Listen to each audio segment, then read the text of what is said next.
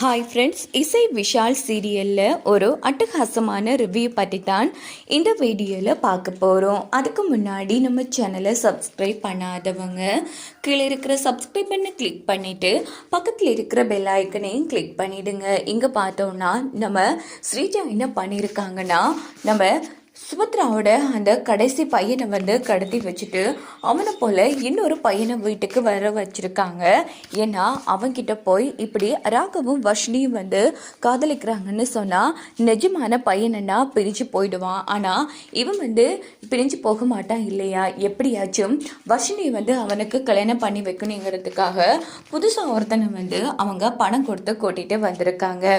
இது புரியாமல் நம்ம இசையும் சுபத்ராக்கு சத்தியம் பண்ணி கொடுத்துருப்பாங்க, என்னால் இந்த கல்யாணத்தில் எந்த பிரச்சனையும் வராது அத்தா அப்படின்னு. அதே போல் பார்த்தோன்னா இந்த பக்கம் நம்ம வர்ஷினி சோகம் தாங்க முடியாமல் அவங்களும் அவசரப்பட்டு ஒரு முடிவெடுத்துடுறாங்க. அதில் தான் நம்ம வர்ஷினி தான் நம்ம ராகவ் கூட ஒன்று சேர்ந்து வாழ்ந்த விஷயத்தையும் நம்ம இசைக்கிட்ட சொல்லிடுறாங்க. இதை கேட்டு இசைக்கு தூக்கி வாரி போட்டுருது. ஸோ இசை வர்ஷினிக்கு வாக்கு கொடுத்துடுறாங்க. என்ன ஆனாலும் சரி, உனக்கும் ராகவுக்கும் தான் கல்யாணம் நடக்கும். அதே மாதிரி அந்த ஸ்ரீஜாவையும் நான் கூடிய சீக்கிரமே வீட்டை விட்டு விரட்டி அடிச்சிடுவான் அப்படின்னு.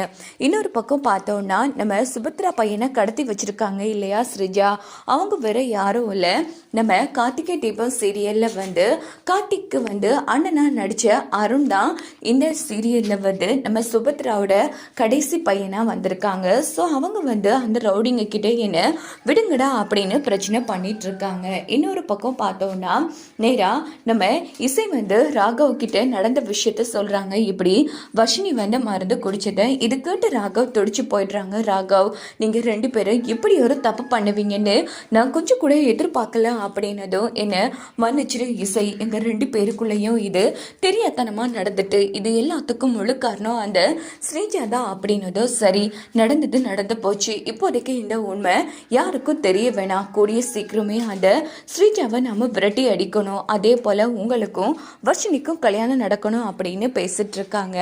எங்க பார்த்தோம்னா நம்ம விஷால் என்ன ஆச்சு இசை, ஏன் ஒரு மாதிரி இருக்க, ஏதோ மறைக்கிறியா அப்படின்னதும் உடனே வர்ஷினி கர்ப்பமா இருக்கிற விஷயத்த இசை விஷால் கிட்ட சொல்றாங்க. இது கேட்டு விஷாலுக்கு தூக்கி வாரி போட்டுறது. என்ன இசை, இதை எவ்வளோ அசால்ட்டா சொல்றா, ஐயோ கடவுளே. அம்மா என்னன்னா தம்பிக்கும் வர்ஷினிக்கும் கல்யாணத்துக்கு ஏற்பாடு பண்ணியிருக்காங்க, நீ என்னன்னா இப்படி சொல்ற அப்படின்னதும் இங்க பாரு விஷால், நான் ஒன்று சொல்றேன், நம்ம எல்லா விஷயத்தையும் எடுத்து சொல்லலாம் உங்க தம்பி கிட்ட, கண்டிப்பா அவர் புரிஞ்சுப்பாரு. ஆனா இப்போதைக்கு வர்ஷினி கர்ப்பமா இருக்கிற விஷயம் மட்டும் யாருக்கும் தெரிய வேணாம் அப்படின்னதும் சரி, நம்ம பேசலாம் அப்படின்னுட்டு ராகவ் விஷால் இசை மூணு பேருமே நேரம் அவங்க தம்பி கிட்ட பேச வராங்க. உடனே விஷால் இங்க பாருடா, நீ இந்த வீட்லேயே இருந்ததே இல்லைலா, இதுக்கு முதல்ல எவ்வளோ பிரச்சனைகள் நடந்துச்சு தெரியுமா அப்படின்னு ராகவ் வர்ஷினி காதலிச்சதுல இருந்து எல்லா விஷயத்தையுமே ஒன்று விடாமல் விஷால் சொல்லிட்டு இருக்காங்க. அது மட்டும் கிடையாது, அந்த ஸ்ரீஜா இருக்கால அப்படின்னு ஸ்ரீஜாவையும் பற்றி சொல்கிறாங்க. அவள் சரியான மோசமான பொம்பளை. இங்கே பாரு, வர்ஷினியும் ராகவும் உயிருக்கு உயிராக ஒருத்தருக்கு ஒருத்தர் விரும்புகிறாங்க. அந்த ஸ்ரீஜா நம்ம குடும்பத்தை பழி வாங்க வந்திருக்கா. ஸோ அவள் யார், அவளோட கேடித்தனத்தெல்லாம் நிரூபித்து நாம அவளை வீட்டை விட்டு விரட்டி அடிச்சுட்டு கூடிய சீக்கிரமே ராகவுக்கும் வர்ஷினிக்கும் கல்யாணம் பண்ணி வைக்கணும். நீ அதை புரிஞ்சுக்கிட்டு விலகி போவேன்னு நாங்கள் நம்புகிறோம்.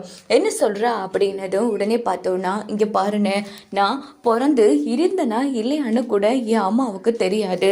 எத்தனை வருஷம் கழிச்சு நான் இந்த வீட்டுக்கு வந்திருக்கேன். முதல் தடவையாக என் அம்மா அவங்க ஆசையை சொல்லியிருக்காங்க.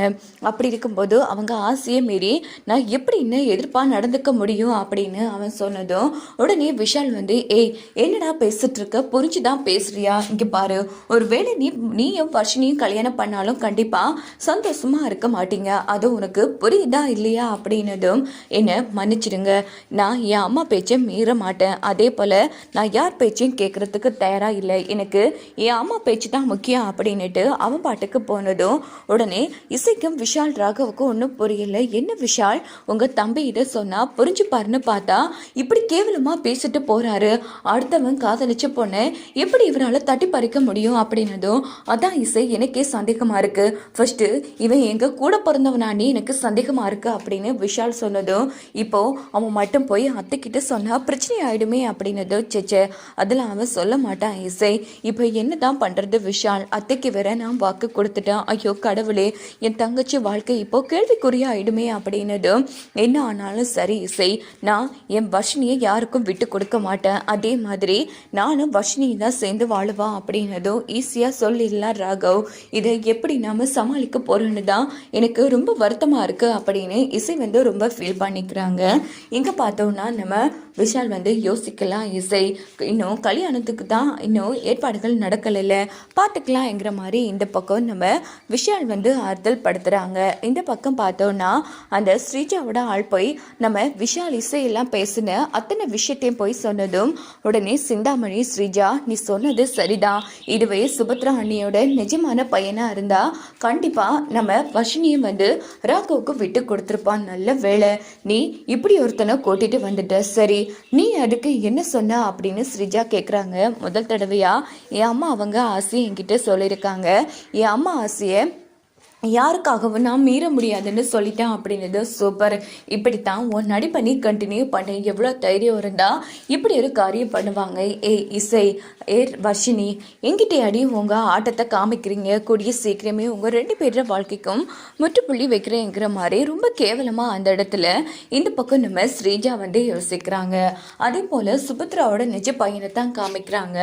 அங்கே பார்த்தோன்னா எப்படியாச்சும் ஒரு ஃபோன் இருந்துச்சுன்னா நம்ம ஃபோன் எடுத்து சொல்லிடலாம், இப்போ என்ன பண்ணுறது, நான் எப்படி ஏன் அம்மாவை பாப்பா அப்படின்னு அவன் பேர் அந்த இடத்துல தவிச்சிட்ருக்கான். இந்த பக்கம் பார்த்தோன்னா சுபத்ரா அவள் அவங்க கடைசி பையன் கூட ரொம்ப நெருக்கமாக பேசிகிட்டு இருக்காங்க. இங்கே பாருப்பா, ஓ அண்ணன் நல்ல பிஸ்னஸ் எல்லாம் பண்ணுறான், அதே மாதிரி உனக்கும் நான் நிறைய சொத்துக்கள் கொடுக்கணும், ஏன்னா இத்தனை வருஷமாக என் கூடவே நீ இல்லாமல் போயிட்ட, அதனால் உன் பேருக்கு நிறைய சொத்துக்களை எழுதி வைக்கலான்னு முடிவு பண்ணியிருக்கோம் அப்படின்னதும் இதை கேட்டு ஸ்ரீஜாவுக்கும் சிந்தாமணிக்கும் தூக்கி வாரி போட்டுறது. அடியே எங்கேயோ இருந்து வந்தவன் பேரில் நிறைய சொத்து போக போதோ என்ன ஸ்ரீஜா இதெல்லாம் அப்படின்னதும் ஆமாக்கா எனக்கும் அதான் ஒன்றும் புரியல, அவனும் இழிச்சிட்டு இருக்கான் அப்படின்னதும் இங்கே பாரு ஸ்ரீஜா, நானே உண்மையே சொல்லிடுவேன், என்ன ஆனாலும் சரி அவன் பேருக்கு எந்த ஒரு சொத்தும் போகாமல் நீ தான் பார்த்துக்கணும் அப்படின்னதும் சரி சரி அவங்க எழுதுறதா முடிவு தானே பண்ணியிருக்காங்க, இன்னும் எழுதலையே நான் பார்க்குறேங்கிற மாதிரி ஸ்ரீஜா அந்த இடத்துல பேசிட்டு இருக்காங்க.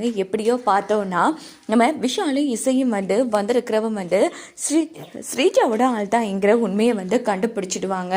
அதே போல் கடைசி கட்டத்தில் கல்யாணம் ஒன்று வரும்போது நம்ம சுபத்ராவோட கடைசி பையன் இருக்கிற உண்மையான இடத்தையும் கண்டுபிடிச்சி ஸ்ரீஜாவோட கேடித்தனத்தை நிரூபிக்கத்தான் போகிறாங்க.